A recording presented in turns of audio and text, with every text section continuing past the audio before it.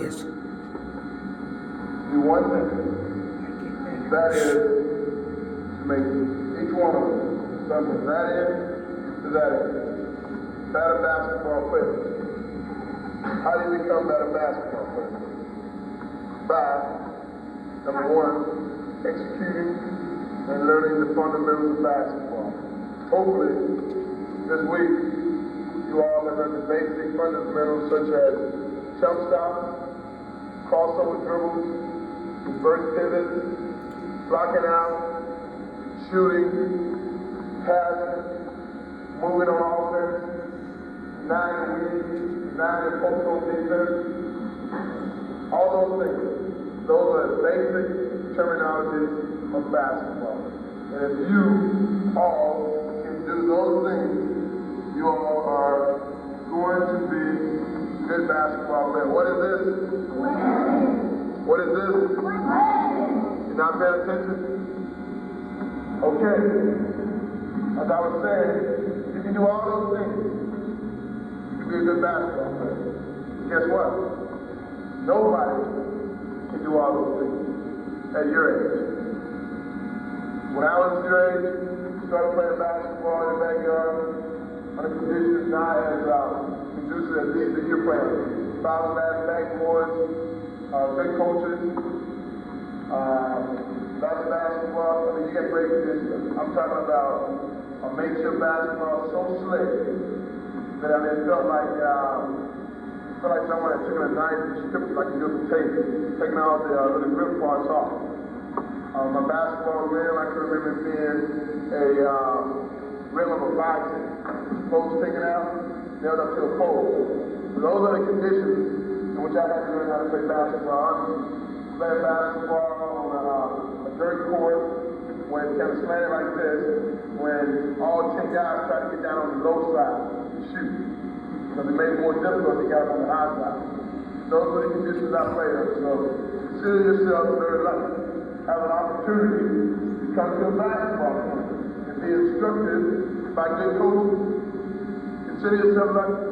Take advantage of it.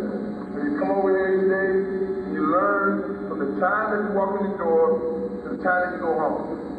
You learn. You learn basketball. You let it get into your system, you digest it, and if you do that, and you work on it, you become better basketball player. Okay, now I think today is the conclusion of the camp, am I right? Today is your final day. The hard work begins after today. You gotta go out, you hear the slogan, I'm sure your coach says, you gotta be willing to pay the price. You gotta be ready, pay the price. No pain, no gain. You all know slogans in athletics? The risk. I mean, you have to pay the price. If you don't have any pain, you don't expect any gain. I mean, when your friend down the street from you, sitting next to you, he says, let's go out and have some Twinkies. Let's go out to the local donut shop and hang out and eat donuts all day. You want to do that? You guys are wasting your time coming here for a whole week. Don't come back next year, because the Twinkie ball players, those are the ones that don't make it on teams that are coached by good coaches. They don't need the Twinkie ball players. Okay, I'm having a little bit of a problem with this group. You guys aren't looking at it. You just nailed it off. You're thinking about what you're going to do an hour from now. You already got your mind on the whole holes in the Twinkies, the swimming pools in the backyard. You guys don't care about basketball. Well, why are you here? Okay, I want you guys to look right here. The rest of the time. Okay? Look right here. And learn something about basketball. Learn what it is to become a great basketball player. It didn't just happen. I did not just wake up one morning and find myself scoring 20 points a game in the NBA. It did not just happen that I was a great high school player. It wasn't just love that I went to the University of Louisville and became a good basketball player. From day one, going all the way back to junior high, like some of you kids are in right now, I worked and I worked and I worked. I became a better basketball player because I worked it. And I continue to work it. And when the going got tough, I just continued to work. When you feel you've done all you can do that day, you're going to have it. And you make her mad, she can throw the ball at you. When you feel that you've done all that you can do, work as hard as you can, guess what? That's what you do. You become a better basketball player. You keep working, you work a little bit harder because never ever have you done as much as you can do. When the coaches run you up and down this court time after time after time, you can always do a little bit more. Camps are tough. When your body starts to wear down as the week goes on, and for you all, it's really tough because this is the last day. And I usually like to talk at camps on Wednesdays because Wednesdays are tough days. And you got 2 more days to go out there and put it right in. I mean, you really have to get it out when you start to feel the aches and the pain in your body, and you start thinking about, is it really worth it? I'd rather be swimming or just sitting at home watching Barney fight or whatever. It becomes real tough on women. But you all have survived. And come here, Corey. I want the rest of you to start over to the side. Let's go. Let's get your favorite side to the side. Let's go. Let's go.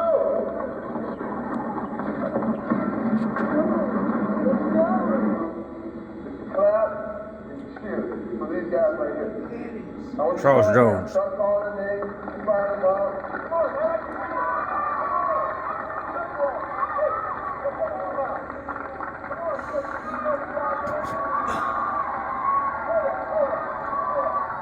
Yeah, come on.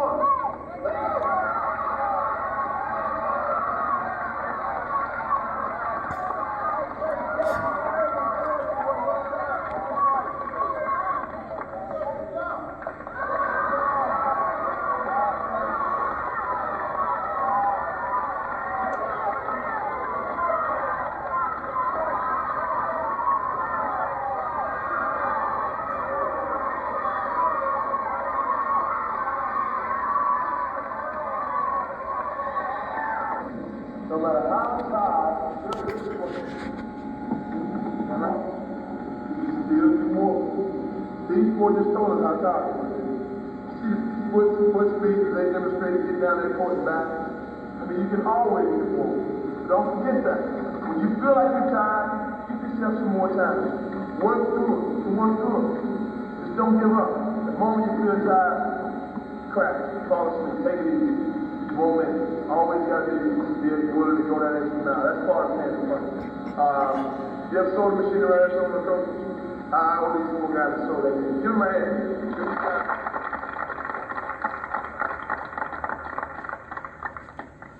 That's one phase of playing the fight. To be willing to work hard when you think that you're tired. Because if you don't work hard, you're never going to get better. Never going to surpass the guys that are better than you. Never going to catch up with the guys who are ahead of you. You're never going to maintain the level that you have. Somebody sitting right here before me right now thinks that he's better than everybody in here. And there's somebody in here who feels, I'm the worst player in here. Let me tell you something. For the one that's sitting in this seat thinking right now, it's been a tough week on me. I didn't do anything right. I had a hard time catching on. Don't feel bad. That's what camps are all about. I've been in that seat before. I know what it's like to feel like, hey, I'm not going to get to play. When I came to the University of Louisville, I was one of 5 guys recruited that year. And my name was at the bottom of all 5 of those guys. When I left the University of Louisville, my name came out first because I worked. And I didn't sit back and worry about the fact that Scooter or Jerry or Wyatt that played this All-Star game or played this particular way. You be the best player that you can be. That means that you will only become the 8th man on the basketball team. That's good enough for me. Just be the best player that you can be. Don't worry about the big guy that's already in high school and you take him behind his back and through his leg and all that stuff. That doesn't change it. If you let him do that, you do what you can do. You have to learn to yourself the body that you have, the abilities that you have, and take them out into the basketball court. Some of you little guys out there, let me work on your dribble. Because you know why? It's not going to be big guys like me in charge. You're not going to be big, 6'8", 6'9" guys. So you're going to have to be able to get the ball out of the court, dribble and pass it, kick it off, and make us happy. And without you little guys, we're not happy. Because we can't dribble. We need you little guys. So work on your dribbling, okay?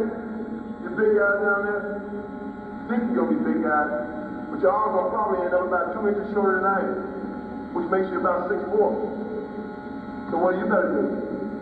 Play guard. You better dribble the basketball. Just because you can take the ball and if you go down in the middle of the lane right before the basket and shoot the ball with a guy who's 4 inches shorter than you right now. Just remember, I'm still young, I'll be waiting on you one day. I'll get your shot when you get down there. You won't always be the tallest guy on the court, is what I'm saying. I grew up in a small town myself, where I could just, bag my little brother right down in the lane, shoot my little brother all the time. Then when I came to Louisville, I bagged 12th man on the team, then Darryl Cleveland right down the lane, shot my little dude. It went that way. It was an eye opener. It's like, hey, wait a minute now. But luckily for me, I had used the skills that were taught to me at camp. Dribble the basketball, your left hand, right hand, crossover. Making my left hand, my weak side hand, equally as strong as my right hand. For all you guys that are right-handed, you better work on your left twice as much. And vice versa. The ones that are left-handed work on your right twice as much.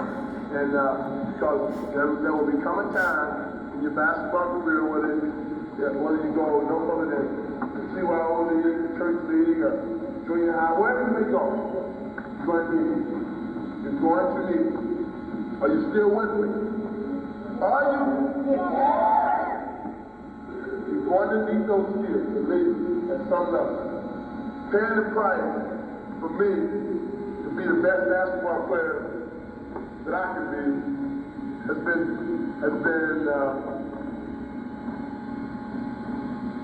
being willing to get up off the floor and run. Get knocked down, get up and run again. I had to sit down and cry, complain, band-aids, wraps, knee pads, all those things that we for cosmetic purposes that we think are cool, you see on TV. Those guys don't wear those things that are cosmetic. They wear them because they need to. So what I'm saying, how many of you guys want to be professional basketball players? A lot of you, huh? Let me tell you something. Let's say this one.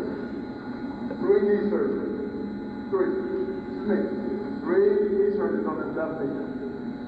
My hip, my right hip, I've had it operated on.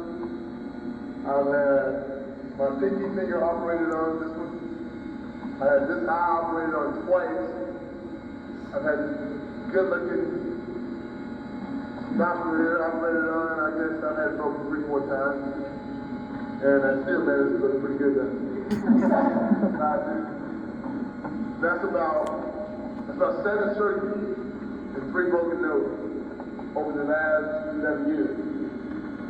Are you all willing to take that kind of abuse, get up off the floor, go back out there, stick your nose back in there again? Are you willing to do that? Boy, it got a big difference from just about a minute and a half ago when I said, how many of you all want to be a professional basketball player? Yeah! I do! And then I tell you about what it takes to become a basketball player, the practice and everything. I got to. You think you do. So now you have time to start making your minds up. Every time you go out there, you start to work on your game, and you're going to get tough, you get scratched in the face, or you bump your knee, whatever may happen to you on the court. You start to take that step to the sideline, you call it quits for that day. Think about what I was going through. My last surgery, by the way, was about 8 weeks ago. We played the Utah Jazz, and Carl Malone, this is the way I got this last surgery. These kind of injuries make you a little gunshot. Carl was focused up on the ball. Last right here, this spot was focused up. When you hold the ball, you got it there. I'm not going to hurt you. Pretty tough guy, right? Tough? Anyway, Carl Malone posted up, and I'm stopping back just like those coaches teach you at camp. You know, always get your head reflecting what's going on. And I flicked him on the wrist. And Carl moved the ball. And I flicked him on the wrist, moved over there, right? Yeah, I got him over there. So Carl threw the ball out there. So when he threw it, the ball went just like that. And Carl decided to ball his fist up and take it back to him. Boom! Right now. Gave me 2 pins here, 2 pins there, and a broken cheekbone. And that was my last surgery. And I found myself for the next month and a half, whenever my daughter would make her arm up like this. I'm dropping out of the way, I'm gunshot. You know, I'm afraid of things going by my face now. But I'm over that thing. I'm over that, I'm not gonna hurt you.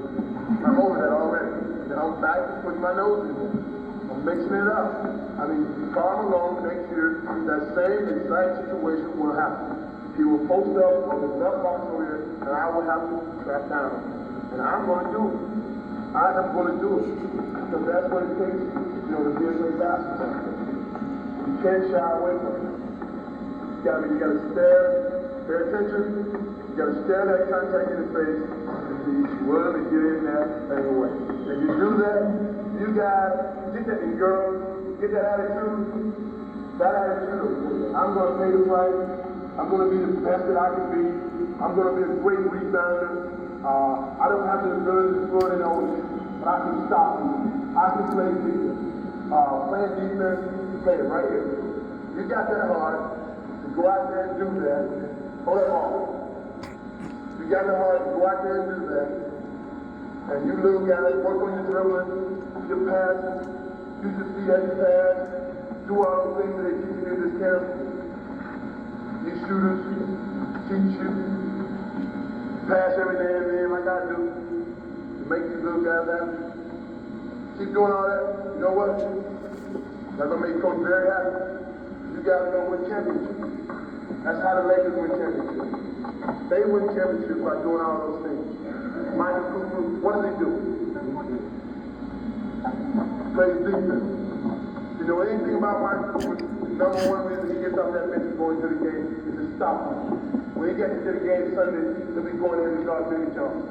He goes in to play defense. And you know what Michael Cooper makes doing that? $666,000 a year. Watch the people right here. You see more belly buttons than that.